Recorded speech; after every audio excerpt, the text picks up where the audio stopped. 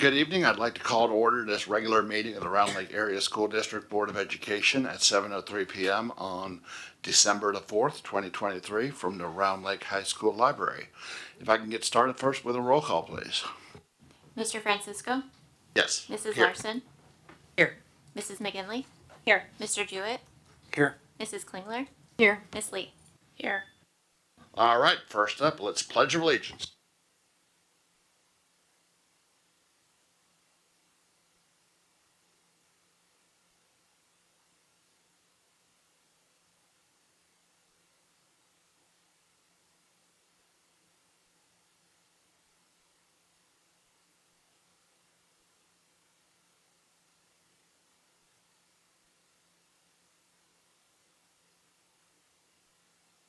All right, first up, we need an approval for meeting agenda. We'll say we do have one update on communications to the board. A is being stricken, so we will not have a BPAC update for this cycle. We will go straight to reviewing the FOIA report as A on communications to the board. With that amendment to the agenda, can I get a motion to approve? So moved. Second. Motion by Ms. Lee, seconded by Mrs. Larson. It's already starting. Wow. Roll call, please. Mr. Francis? Yes. Mrs. Larson? Yes. Mrs. McGinley? Yes. Mr. Jewett? Yeah. Mrs. Klingler? Yes. Miss Lee? Yes. Motion carries. We have an approved agenda, and as I already alluded to, first up is review of the FOIA report attached in the documentation. Does the board have any questions in regards to the FOIA report? Hearing none there, next up we'll go to review of contracts under 1,000. There was nothing to report there. So now we will quickly jaunt over to opportunities for public comment. As always, members of the public may participate in public comment during regular board meetings by attending in person or by submitting an electronic public comment form. Please note the speakers are limited to 3 minutes, and electronic public comments will be accepted up until noon on the day of the regularly scheduled meeting. The public commenter will be contacted to confirm identity, and once confirmed, the electronic public comment will be provided to all board members in written form.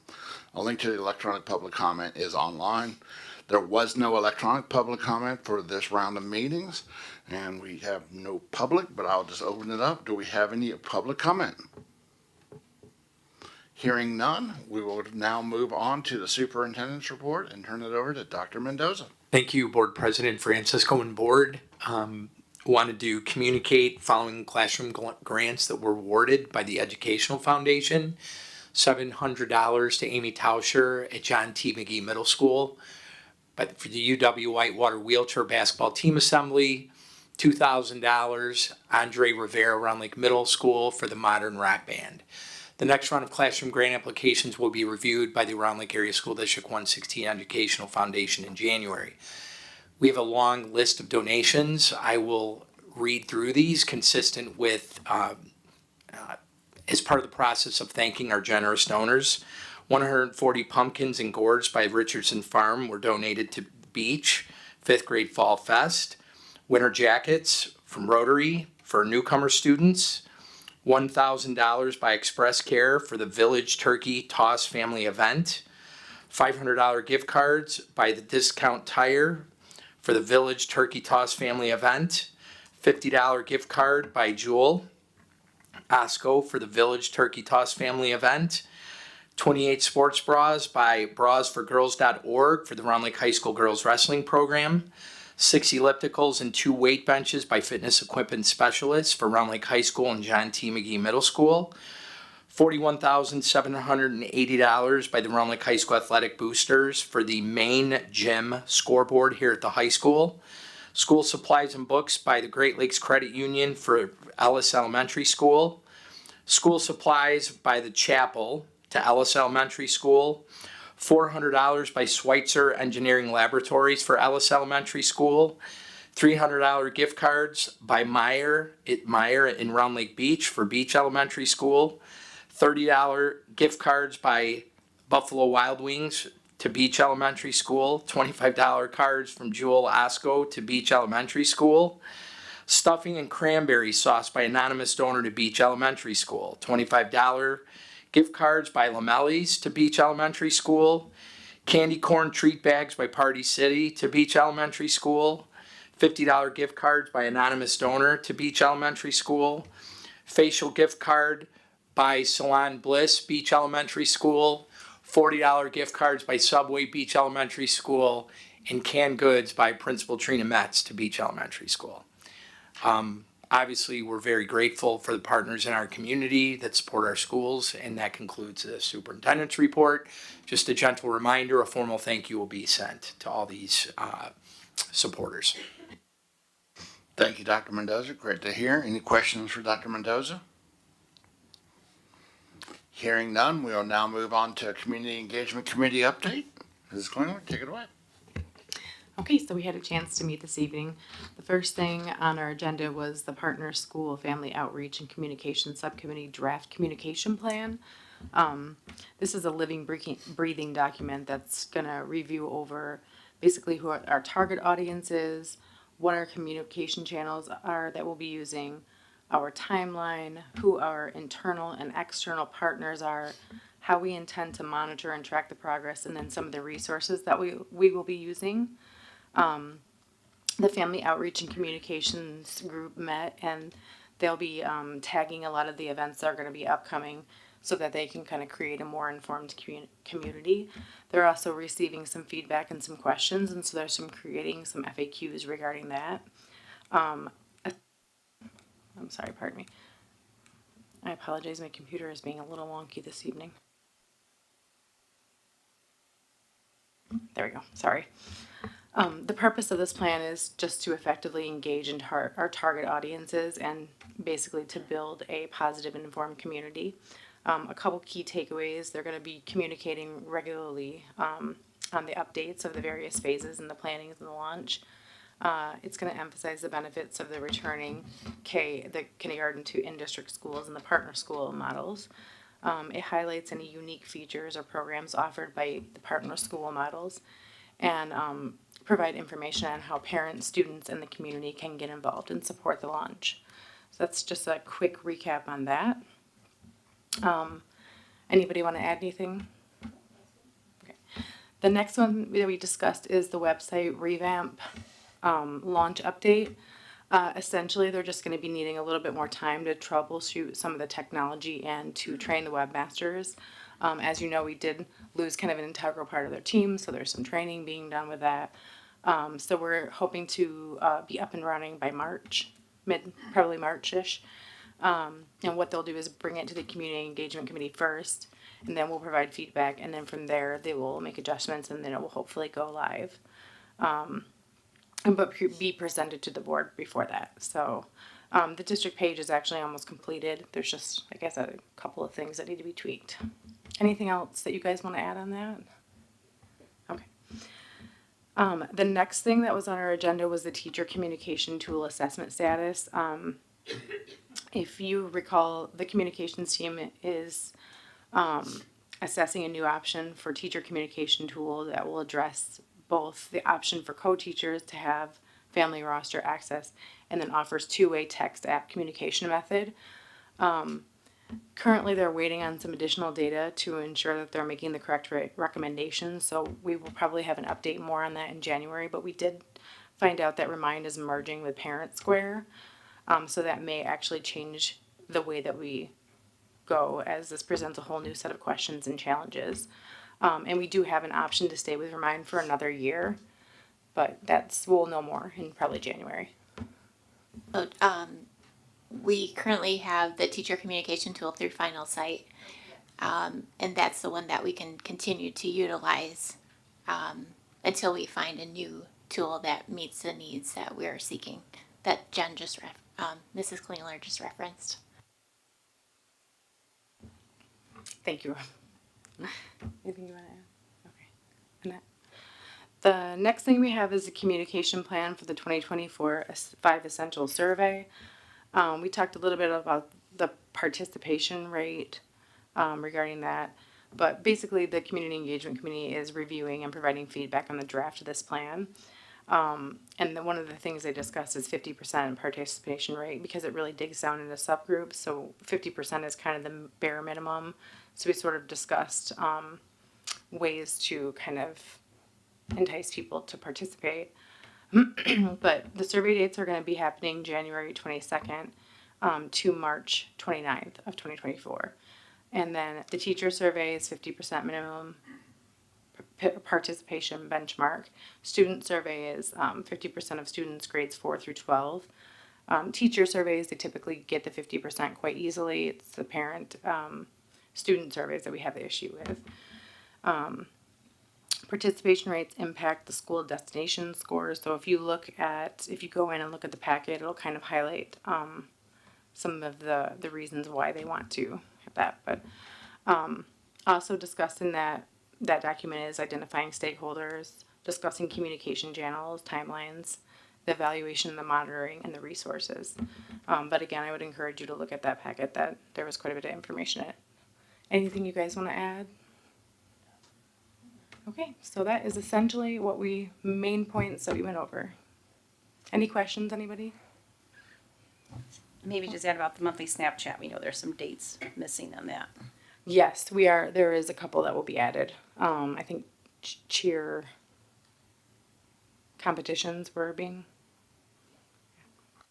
Yeah, I think there were a couple of missing items, and then we had some difficulty with linking to the social media analytics in the packet here. So we'll put that updated snapshot in the weekly that will have a correct active hyperlink to the analytics for November. And that's all she wrote. Thank you for that. Hearing no additional questions, we will move on to approval of open meeting minutes. Right, I need a motion to approve the November 27th, 2023 regular board meeting minutes. So moved. Second. Motion by Ms. Klingler, seconded by Mr. Jewett.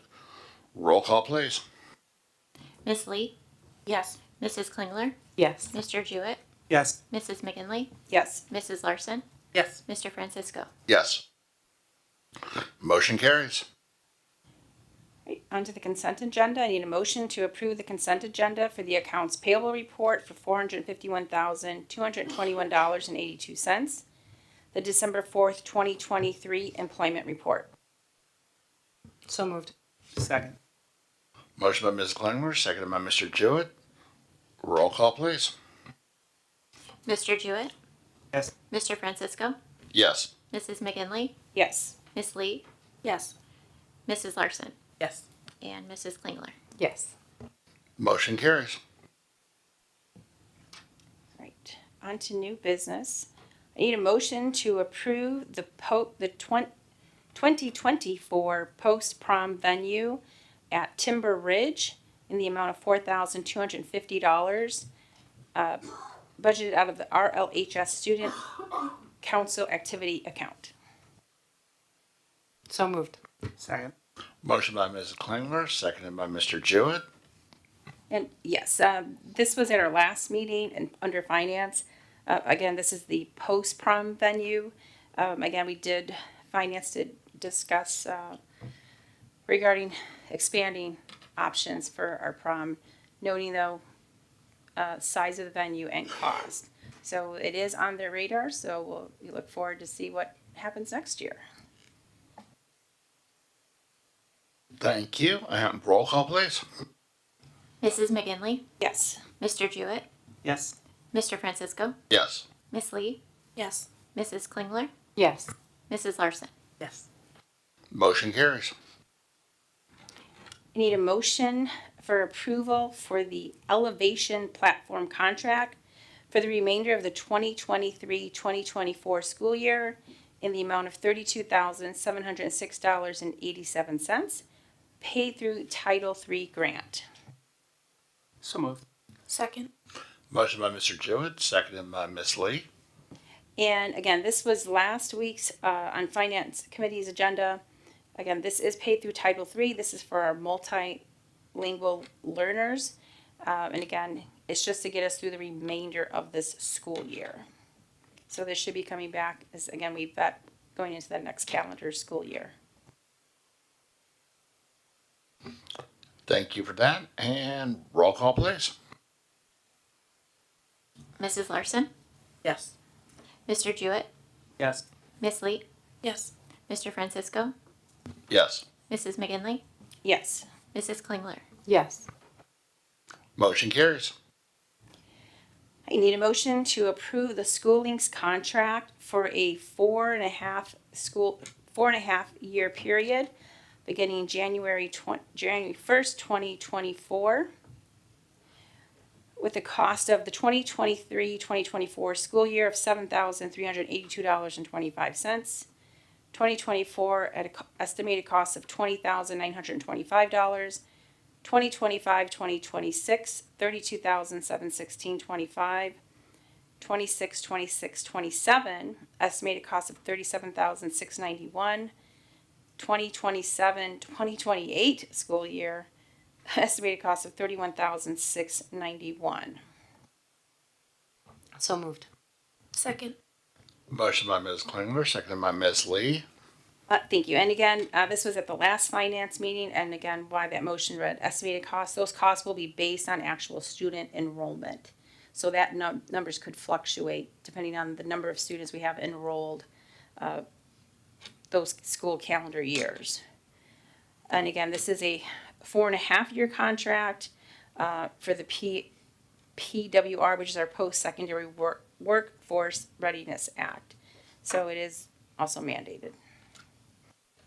Do we know a 26, 27 is higher than, considerably higher than the other years?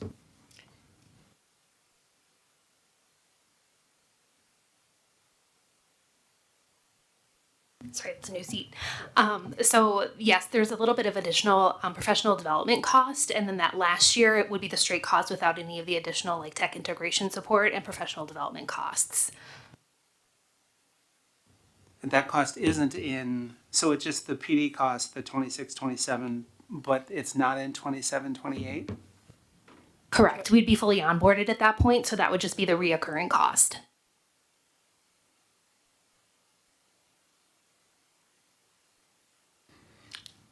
Hearing no additional questions, roll call please. Mr. Francisco, Yes. Miss Lee, Yes. Mrs. Klingler, Yes. Mrs. Larson, Yes. Mrs. McGinley, Yes. Mr. Jewett. Yes. Motion carries. I need a motion to approve board member travel reimbursement for the joint annual conference in November 2023 in the total amount of $2,663.48. So moved. Second. Motion by Ms. Klingler, seconded by Mr. Jewett. Of course, we had the Tri-I conference this 3 weeks ago, or before Thanksgiving. This is the reimbursement for those costs that the board outlies to attend. Roll call please. Mrs. Klingler, Yes. Mr. Jewett, Yes. Mr. Francisco, Yes. Mrs. Larson, Yes. Mrs. McGinley, Yes. Miss Lee. Yes. Motion carries. All right, next up, we've got the first reading board policy. Heather, do you want to give us any high levels on that? And of course, if the board has any questions of what they read? So as we normally do, we noted those of significant change in the memo, and then down below are just the minor changes to policy. It might be just within the footnotes. Any policies that had administrative recommendations, those are noted. One of those examples is 6230 library media program. Another is 7190 student behavior. And 7270 is administering medicines to students. This one I can call out. So this policy now permits a district maintaining special education facilities to maintain a supply of undesignated oxygen tanks. We do, in speaking with Dr. Apgar, we do store an oxygen tank for one student that does require it, but it is designated for that student. At this point in time, we don't feel it would be in our best interest to house undesignated oxygen tanks. If ever that becomes an area of interest, we'll come back to the board. But Dr. Apgar does not recommend that we do so at this time. My one question on that is it just states that it permits a district to maintain it. It doesn't mandate it. So if we leave that out, does that eliminate, well, you would have to come back and add that in order to be able to change our mind later and have that, correct? You're correct. So my question there is if it's just stating it as permits, and maybe Dr. Ackbar can attest to that, why we would want to restrict ourselves from that, because if by some reason we would decide we needed it later, at least we would have that option. In speaking with legal counsel, there is a storage, a training, a maintenance piece associated with it, and it was not recommended that we take on additional oxygen tanks that aren't designated for a specific student. Perfect. Yeah, I get that. It's just my only concern is if we ended up needing to do it because something changed in the condition, we have to come to the board and then have that added back in order to put the permits back in place. Sure, these are undesignated oxygen tanks, so typically when we have those, they're for a specific need for a specific student. So really moving forward, the only time we would have those tanks would be is if we had a student with a need. I actually understand what Mr. Francisco is saying. Wouldn't we be allowed to not do it, not have the undesignated, but still leave the policy in there? Yes. Right? So it would permit us to, it doesn't force us to. My only question is, to go back to Mr. Francisco's question, if we have permits and we don't, does it still require us to have training? Because Yes. then I understand. And Right, I don't wanna Exactly. have I'm with to, I you don't on wanna provide an undue burden to the district because the language is in there.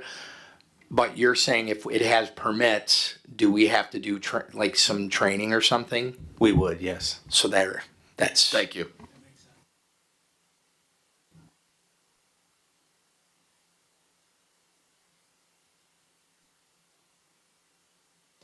All right, hearing no additional questions, this one will come back at our next meeting.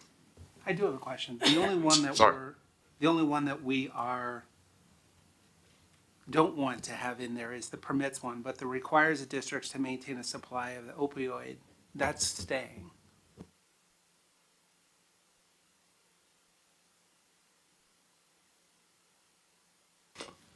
Oh, That is accurate, and we do have a supply of Narcan. all right, well, that brings us to positive occurrences.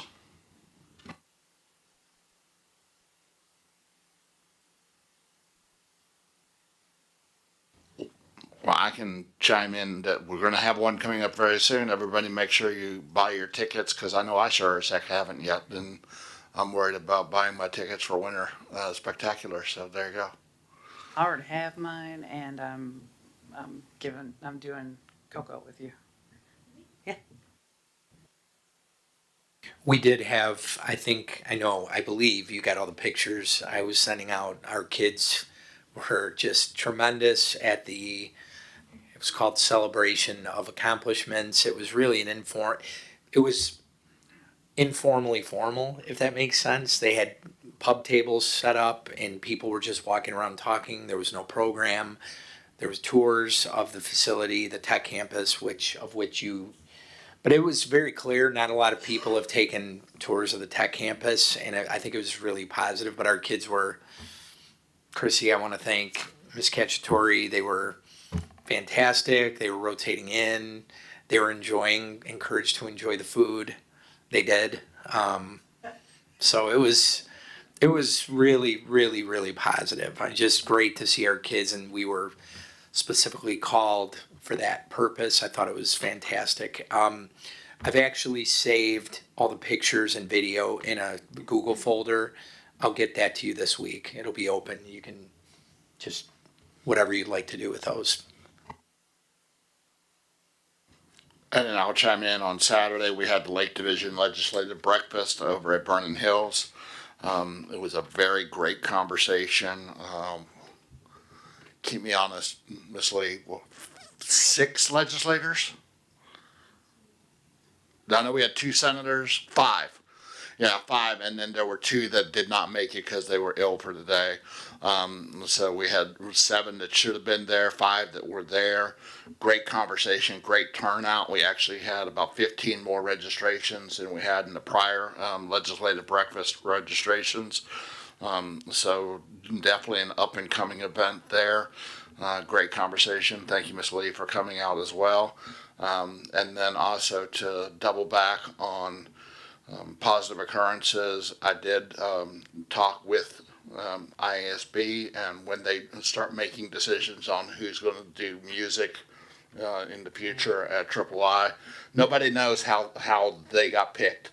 It's just they got magically sucked in to do it for the first time, because as we talked about, this was the very first time at III that there was any school participation in it. But we will be informed as to how to apply for that. Good to hear. I actually ended up hearing just through some feedback that people in general are very excited about the expansion of the EEC. So I wanted to highlight that to you guys. Our community is delighted. More of a future positive occurrence, but cheer competition starting. So December 17th is the first cheer competition at Johnsburg High School. So I hope people attend. I'm gonna have to miss that one. I have college graduation, so college graduation trumps. Additional positive occurrences. All right, hearing none there, we'll move to future agenda items.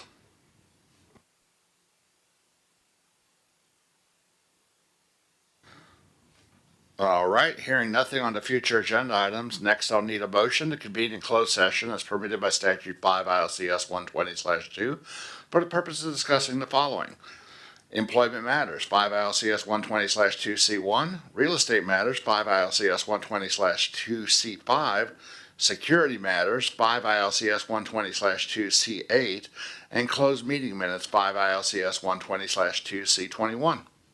So moved. Second. Motion by Mr. Jewett, seconded by Ms. Lee. Roll call, please. Mr. Francisco? Yes. Mrs. Larson? Yes. Mrs. McGinley? Yes. Mr. Jewett? Yeah. Mrs. Klingler? Yes. Miss Lee? Yes. Motion carries. We will convene in closed session. We will be coming back out of closed session for an action afterwards. So everyone online, hold tight. Everyone else, thank you very much. And our next meeting is on the 18th of February. Yeah, February. Wow. See, I told you, it's not a good day. December. Don't get excited. I'm trying to get excited.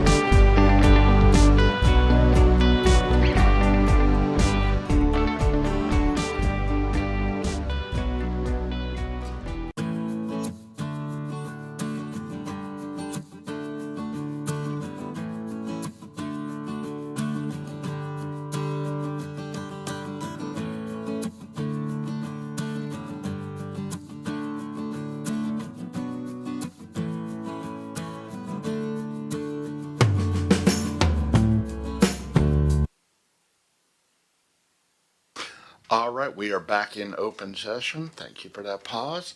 And first up, coming out of that is approval of closed meeting minutes. Need a motion to approve the closed session minutes of the November 27th, 2023 regular board meeting. So moved. Second. Motion by Ms. Lee, seconded by Mr. Jewett. If I can get a roll call, please. Yes. Mrs. Larson, Yes. Mrs. McGinley, Yes. Mr. Jewett, Yes. Mrs. Klingler, Yes. Miss Lee. Yes. Motion carries, and we are adjourned at 8:49 p.m. on the 4th. Thank you very much, everyone, and have a great evening.